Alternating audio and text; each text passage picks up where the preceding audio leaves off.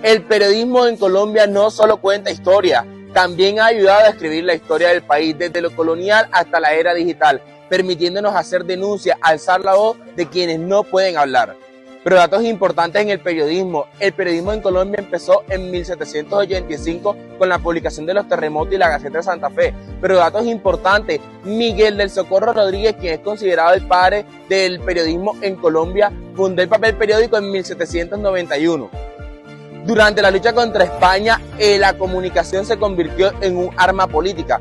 Antonio Nariño y otros líderes propusieron ideas libertarias, pero lo más importante fue que la literatura y la comunicación en esa época caminaron de la mano. En el siglo XIX y en el siglo XX, la comunicación dividió los bandos políticos, permitiendo que los diferentes bandos se alinearan, tanto los conservadores como los liberales o los bolivarienses.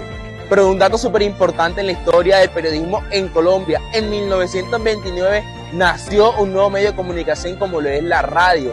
Y esto fue trascendiendo. En los años 40 y 50, la radio se convirtió en el medio más influyente, pasando la historia del periódico como a un tema analítico. Pero también recordamos que la historia del periodismo en Colombia ha venido marcada y permeada por la violencia que por décadas ha afectado a este país. En el gobierno de Rojas Pinilla se cerraron varios medios de radio. Pero aún más importante, cómo la historia del periodismo fue evolucionando y cambiando, modificando las diferentes dinámicas, con la llegada de la televisión en 1954, quien cambió todo lo que anteriormente se había conocido como la historia del periodismo. Pero la historia del periodismo en Colombia se revolucionó con la llegada de la televisión en 1954. Esto permitió que todo lo conocido anteriormente del periodismo cambiara y se transformara, pero sobre todo tuviera una evolución impactante.